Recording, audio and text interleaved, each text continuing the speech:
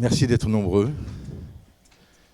Bonjour les magistrats de la Cour d'appel, Chambre sociale. Bonjour les conseillers prud'homaux. Cette valeur de notre République qui arbitre ces litiges et dont nous sommes très fiers. Bonjour à tous ceux qui sont là, mais notamment les bâtonniers et mes confrères. Et bonjour à la faculté de droit de Grenoble. Cet attelage barreau et faculté de droit de Grenoble est la fierté de ce territoire. Monsieur le doyen, qui est à mes côtés avec toute son équipe, nous pousse au meilleur. Et aujourd'hui, nous sommes dans le meilleur. Nous sommes accueillis dans les bâtiments de la Fédération du bâtiment et travaux publics. Ce matin, je me disais, mais quel beau symbole. On va construire. On va construire. On commence par, bien sûr, les fondations, c'est notre code du travail. Et puis, avec les fondations, il y a les plans. Et pour construire tout cela, il nous faut des hommes de la science. Ce sont effectivement tous ceux qui construisent la doctrine. Et nous sommes servis, je laisserai mes confrères en parler tout à l'heure, nous sommes grandement servis par des hauts professeurs qui pensent le droit du travail. Le droit du travail, je ne vais pas faire de poncif, c'est la vie. On parle de l'handicap, on parle de la médecine, on parle de la souffrance, on parle des luttes. Bref, dans cette construction qui est la nôtre aujourd'hui, dans ce colloque, il y a bien entendu, pour nous tous, à réfléchir sur cette évolution sociétale à laquelle on assiste. En février, l'Ukraine était envahie. La conséquence aujourd'hui, c'est chez nous. C'est la crise climatique, en tout cas énergétique, qui repense les règles du travail. À notre porte, une entreprise doit continuer à travailler avec un coût d'énergie qui a doublé, mais il y a aussi, il faut le dire, c'est nouveau, depuis 2 ans en tous les cas, pas le plein emploi, mais des entreprises qui crient, qui hurlent, qui recherchent des salariés, des cadres. C'est aussi là, effectivement, une grande nouveauté. Merci à la commission qui m'entoure du droit social, qui a construit ce colloque avec la faculté. Je ne veux pas être plus long, mais simplement pour vous dire que le barreau de Grenoble est très fier, par ma voix, d'être aux côtés de la faculté de droit pour construire ce colloque. Un dernier mot peut-être qui me venait, c'est le poète Déovide, qui est un latin et qui a écrit les Métamorphoses. Et il terminait son ouvrage en disant ceci: « Il vaut mieux bien faire le mal que mal faire le bien. » Vous pensez tous au barème Macron, j'en suis sûr. Monsieur le doyen, à vous. Je remercie Monsieur le bâtonnier pour cette transition qui va être assez difficile. Monsieur le bâtonnier, cher maître, mesdames et messieurs les magistrats, chers collègues de la faculté de droit et du centre de recherche juridique, mesdames, messieurs, je suis honoré et ravi de participer à l'ouverture du colloque sur les métamorphoses de la relation de travail. Ce colloque, comme l'a dit Monsieur le bâtonnier, est le fruit d'un partenariat trilatéral entre le barreau, entre l'Institut du travail, qui relève de la faculté d'économie, et puis de la faculté de droit et du centre de recherche juridique. Vous savez que notre structuration est toujours bilatérale, c'est-à-dire un modèle composante pour la formation et un laboratoire pour la recherche.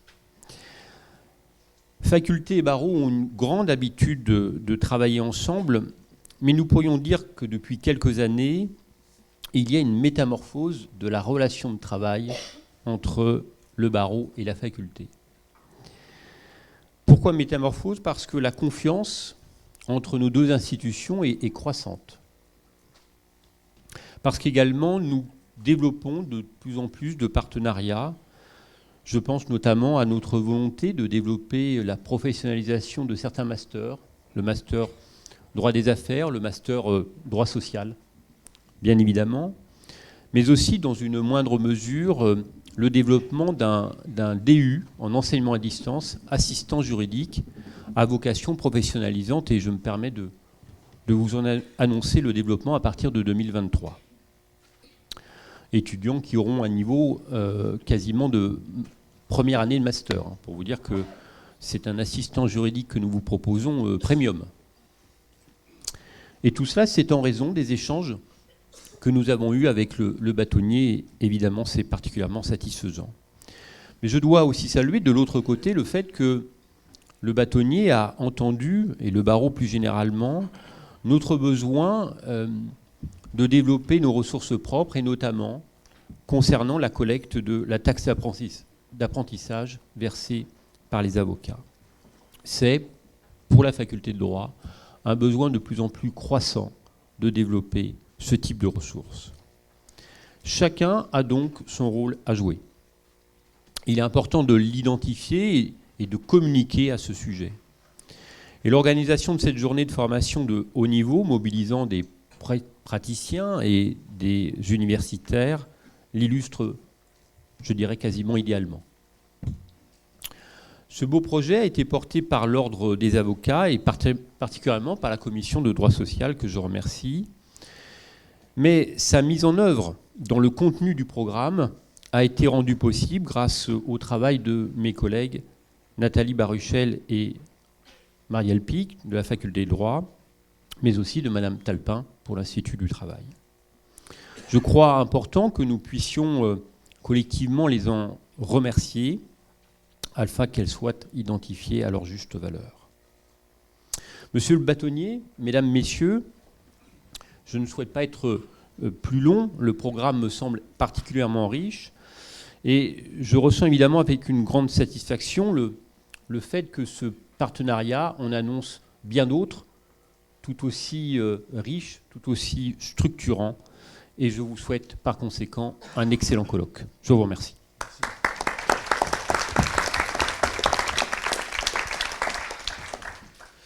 Bonjour à tous. Au nom de la Commission de droit social, je vais être extrêmement court. J'aimerais remercier particulièrement tous les organisateurs de cet événement. À commencer par les deux comités qui ont été créés pour l'instauration de ce colloque, notamment le comité de pilotage, où notre bâtonnier Wilfried Sambasambélig a accepté de présider ce comité, et on leur remercie. Comité qu'on a voulu paritaire, 4 avocats, 4 conseillers, 2 conseillers salariés, 2 conseillers employeurs. On remercie particulièrement M. Herouella, Mme Van Kelst, M. Aubreton et M. Reynaud pour l'aide qu'ils nous ont apportée pendant ce colloque, parce que comme vous le savez, les liens entre l'ordre et l'institution judiciaire, c'est toujours voulu respectueux de la parité des conseillers. Je tiens à remercier également le comité scientifique. On a eu des interlocuteurs privilégiés qui ont été nommés, notamment Marielle Pic, Nathalie Baruchel et Madame Anne Talpin, avec qui, sans qui le colloque n'aurait pas été celui d'aujourd'hui, et qu'on tient vivement à remercier. Et je ne serai pas plus long. On sait parfaitement, et le monsieur le doyen l'a rappelé, les échanges dans lesquels on entretient depuis la création même de ce master de droit social que nous appelons de nos voeux, et dont l'alternance serait aussi quelque chose qui serait souhaité par les avocats ici présents. Et on a commencé à mettre des choses en place et on va continuer en ce sens. Je vous remercie.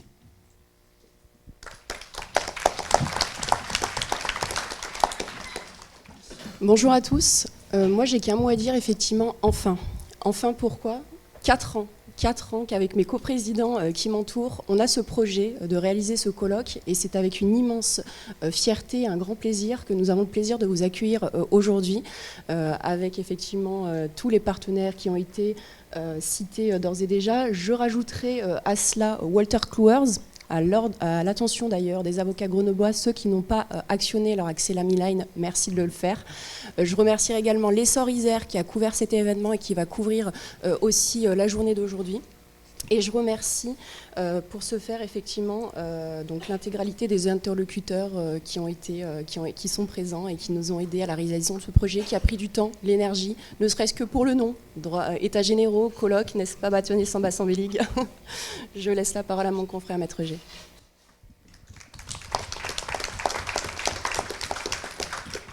Bonjour à tous. Moi, de mon côté, je voulais remercier tous les intervenants. Alors, ce colloque aujourd'hui permet une grande diversité dans les intervenants. On a des avocats, On a des magistrats, on a des membres de la faculté de droit de Grenoble et des membres de l'université de droit de Grenoble, on a des conseillers prud'homaux, et justement on voulait permettre à tous ces intervenants, à cette diversité de s'exprimer aujourd'hui et de pouvoir intervenir sur tous les aspects de ce colloque.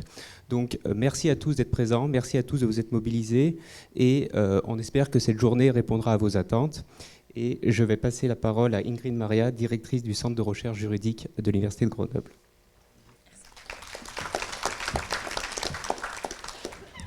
Bonjour à toutes et tous. Alors, je suis très heureuse, évidemment, d'être aux côtés du bâtonnier, du doyen, du directeur de la fac d'économie, si je ne m'abuse, l'Institut du Travail. Pas encore. Et puis des membres de la commission droit social pour ouvrir cette journée, cette manifestation qui s'annonce très belle. Alors on n'en est pas à notre coup d'essai sur la collaboration avec le barreau en droit du travail, puisque je le disais tout à l'heure à ma collègue Nathalie Baruchel, il me semble que c'était au mois de février de cette année qu'on était à la Maison de l'Avocat sur une journée sur la preuve en droit du travail, donc avec les mêmes personnes à l'œuvre, ce qui montre évidemment la vivacité du CRJ en la matière. Ce partenariat tripartite, comme l'a souligné le doyen, faculté de droit, laboratoire, barreau, existe donc depuis de nombreuses années, pas qu'en droit du travail. Mais pour peut-être filer la métaphore qu'a faite le doyen, ce partenariat semble passer du stade de chrysalide à peut-être papillon, ce dont je me réjouis, bien évidemment. Alors je voulais juste avoir quelques mots sur le CRJ, parce que la fac de droit, tout le monde sait ce que c'est. Les laboratoires, on voit beaucoup moins, et ils prennent avec l'Université Grenoble-Alpes de plus en plus de place. Là aussi, évidemment, j'en suis très satisfaite. Alors, le CRJ, c'est Centre de recherche juridique. C'est le plus grand laboratoire en droit à Grenoble. On est environ 160 chercheurs. On a 79 enseignants-chercheurs, 71 doctorants très exactement. C'est un laboratoire droit public, droit privé. Donc, je n'en suis que la co-directrice, je tiens quand même à le préciser, puisque j'ai un co-directeur qui représente le droit public. Je continue sur nos collaborations avec le barreau parce que j'ai eu une bonne nouvelle récente et comme il y a des magistrats dans la salle, des conseillers prud'homaux, je veux en parler. Nous avons dans le cadre d'un de ces partenariats une revue numérique qui va être mise en ligne qui sera le bulletin des arrêts de la Cour d'appel de Grenoble. Et je le sais depuis hier, les éditions UGA ont accepté de participer à la création de cette revue. Et je tiens à le dire, nous avons dans la commission scientifique de cette revue des avocats du barreau de Grenoble et des magistrats, bien évidemment. Je terminerai mon propos parce que je sais que j'ai déjà dépassé les 1 minute 30 par des remerciements, évidemment. Je remercie la commission droit social et évidemment mes collègues et Madame Talpin, que je ne connaissais pas, pour cette belle organisation. Je crois que vous allez passer une très belle journée, honnêtement, étant donné le programme que j'ai pu consulter. Et puis je tiens à remercier, je ne sais pas où elles sont, mais les administratives du CRJ qui sont toujours à pied d'œuvre, qui sont toujours disponibles et qui sont vraiment très fiables pour participer à l'organisation des manifestations scientifiques. Je vous prie d'excuser par avance mon absence aujourd'hui, puisque je m'éclipserai. Ce n'est pas du mépris, un manque d'intérêt, c'est évident, mais nous avons aussi d'autres fonctions qui nous appellent. Merci à tous. Bonjour à tous. Étant le dernier, je vais être astreint au SMS pour m'adresser à vous.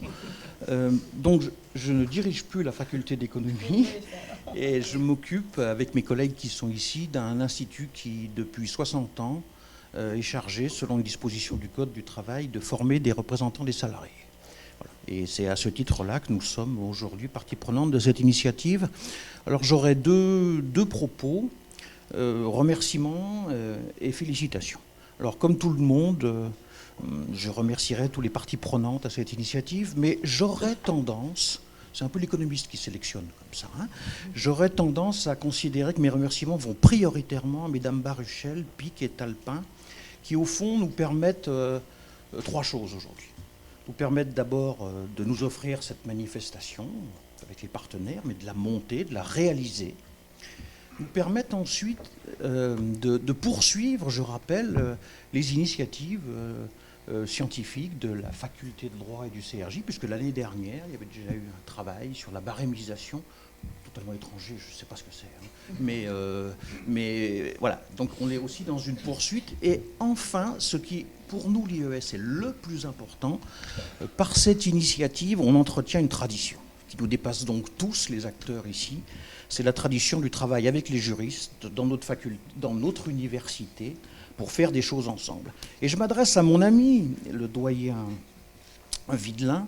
C'est vrai que nous aurions intérêt à l'avenir à renforcer cette tradition, à travailler plus ensemble, car au fond, nos proximités sont immenses. Nos proximités sont immenses, certainement beaucoup plus importantes qu'avec d'autres universitaires du site.